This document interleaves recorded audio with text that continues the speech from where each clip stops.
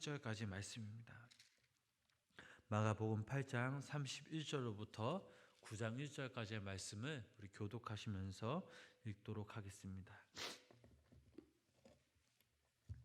인자가 많은 고난을 받고 장로들과 대제사장들과 서기관들에게 버림바 되어 죽임을 당하고 사흘 만에 살아나야 할 것을 비로소 그들에게 가르치시되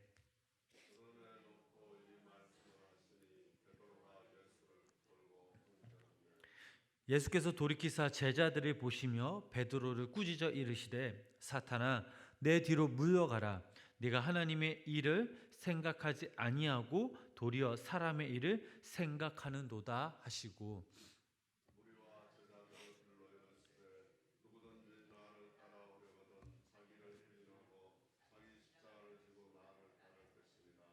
누구든지 자기 목숨을 구원하고자 하면 잃을 것이요 누구든지 나와 복음을 위하여 자기 목숨을 잃으면 구원하니라.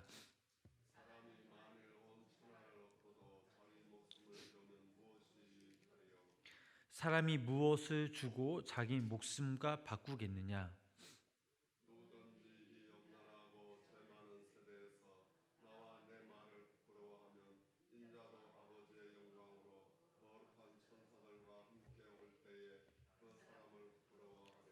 우리 함께 읽겠습니다. 또 그들에게 이르시되 내가 진실로 너희에게 이르노니 여기 서 있는 사람 중에는 죽기 전에 하나님의 나라가 권능으로 임하는 것을 볼 자들로 있느니라 하시니라.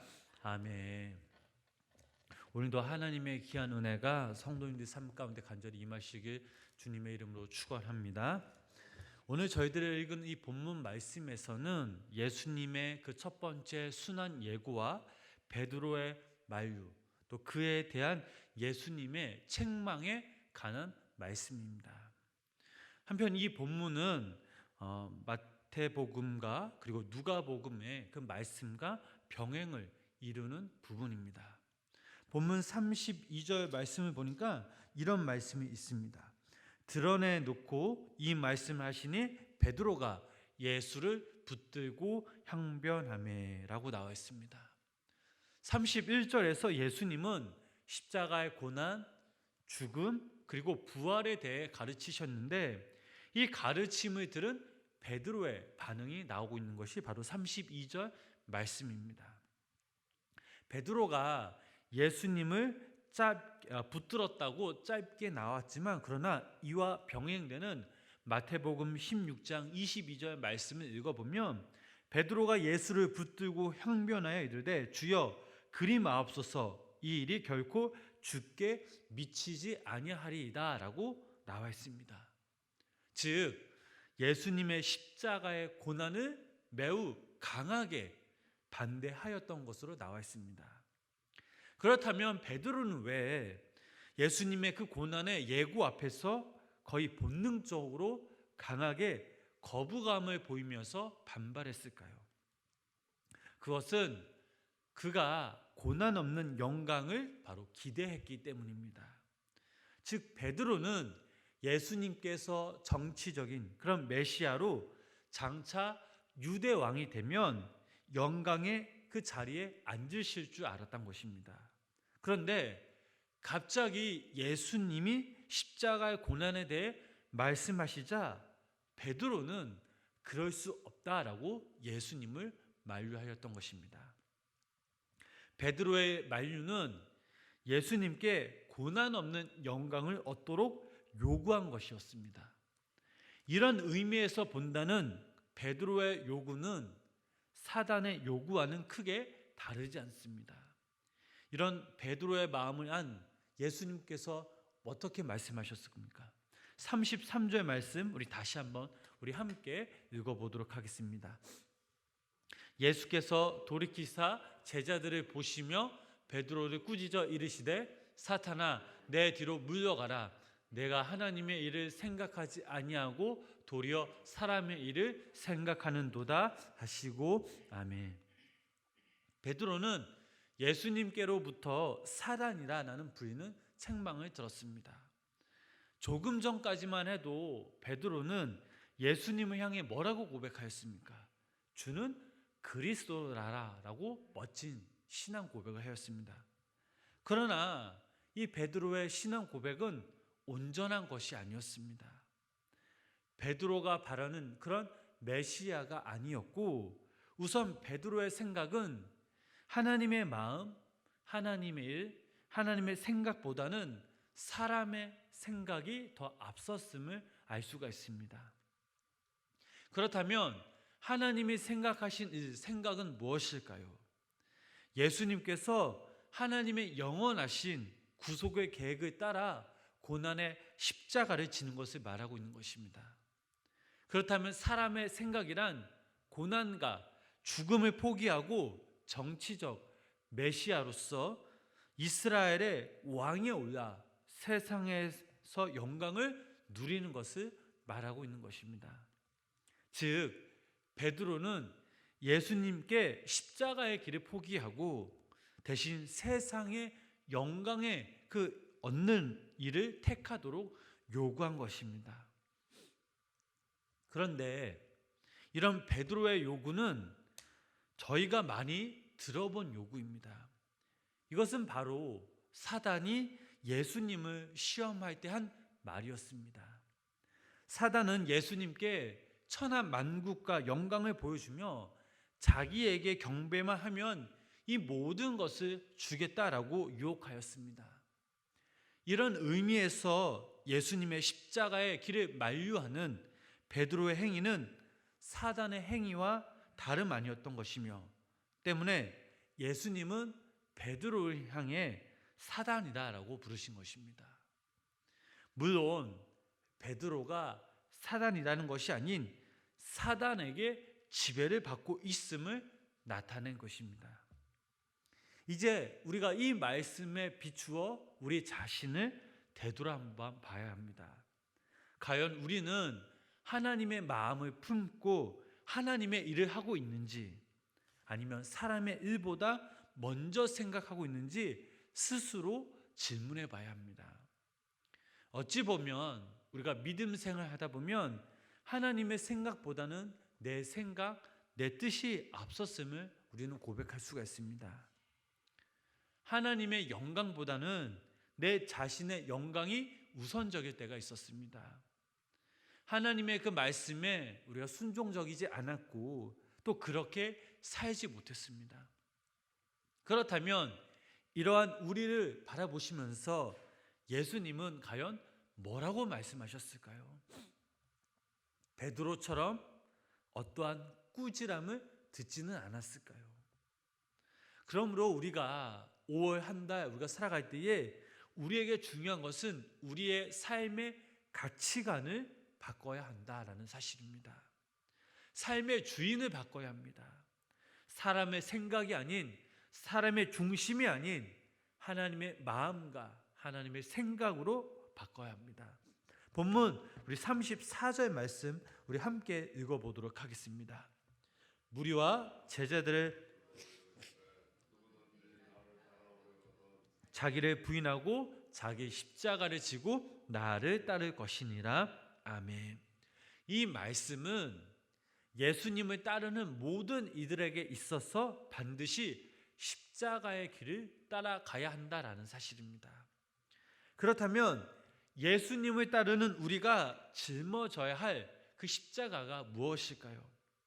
그것은 다름이 아닌 예수님을 믿는 믿음으로 인해 당하는 고통입니다.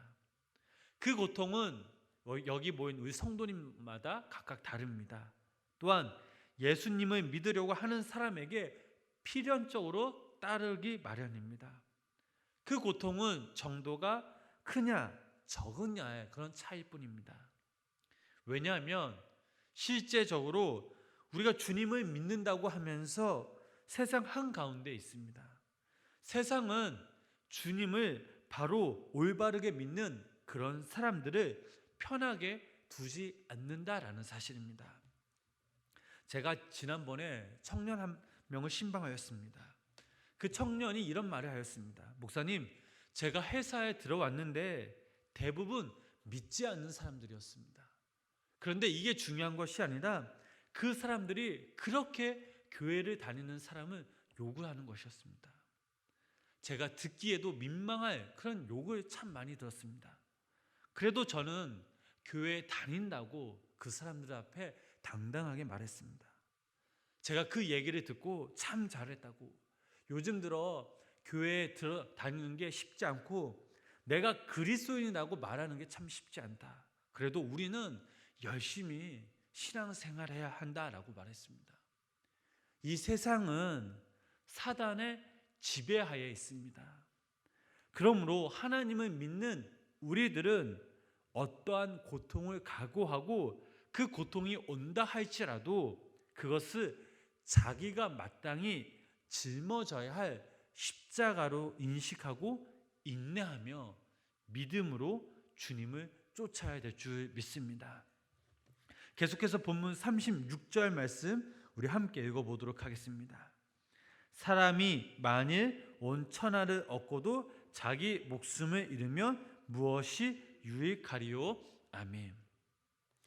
여기서 온 천하란 일찍이 사단이 예수님께 보였던 천하만국, 영광, 쾌락과 관련, 재산과 명예 등 인간이 추구하는 모든 것을 의미하고 있습니다. 그런데 예수님께서는 이러한 모든 것을 얻었다 한들 하나님께로부터 영원한 생명을 얻지 못한다면 무슨 의미가 있겠느냐고 심각한 반문을 하고 계십니다. 오늘날 우리가 이 땅에서 살아갈 때에 많은 사람들이 물질적인 쾌락만을 쫓아가는 그런 사람들을 우리가 볼 수가 있습니다. 아마 그런 사람들에게 예수님께서는 날카롭고 정확한 지적을 하신 것입니다. 우리 사회만 봐도, 인터넷과 서적만 봐도 가장 인기 있는 것이 어떻게 하면 부와 명예를 얻을 수 있을까? 어떻게 하면 이 땅에서 성공할 수 있을까? 출세와 권력과 부에 대한 그런 이야기가 하루하루 쏟아지고 있습니다. 요즘은 주춤하지만 그러나 증권이나 부동산, 재테크에 관심이 많이 쏠렸었고 앞으로도 이것은 계속 이어질 것입니다. 그러나 성경은 우리에게 어떠한 것을 가르쳐 주고 있습니까?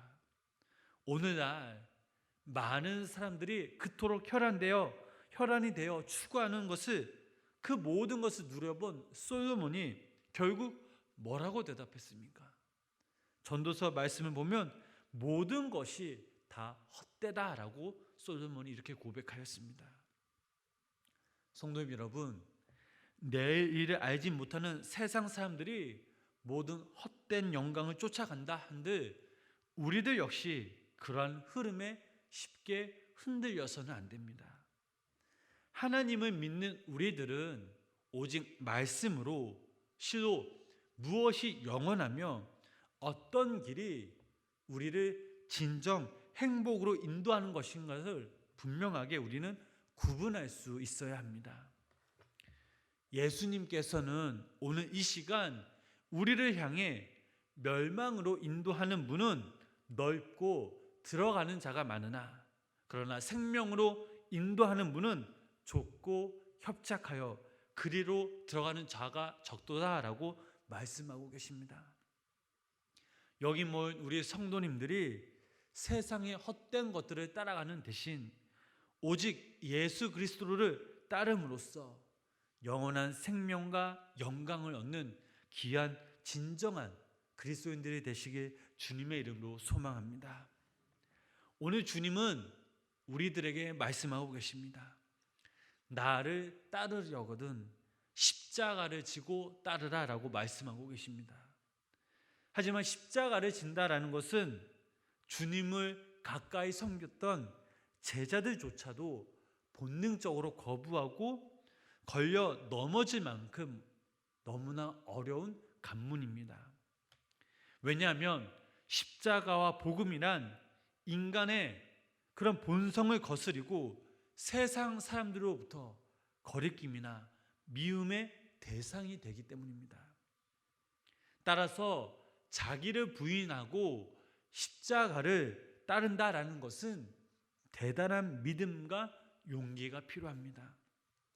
이 길은 우리의 생각과 우리의 힘으로 갈 수가 없습니다. 오직 말씀과 기도를 통해 하나님이 주시는 그 지혜로 능력을 얻음으로써 끝까지 우리가 인내하며 성령님과 동행할 때에 우리는 영원한 생명을 얻을 수가 있습니다. 5월 한 달 우리가 이 땅에서 살아갈 때에 세상 사람들이 어떠한 것을 자랑한다 한들 우리들은 오직 예수님만 자랑하며 높이는 우리 귀한 성도님들 되시길 간절히 소망합니다.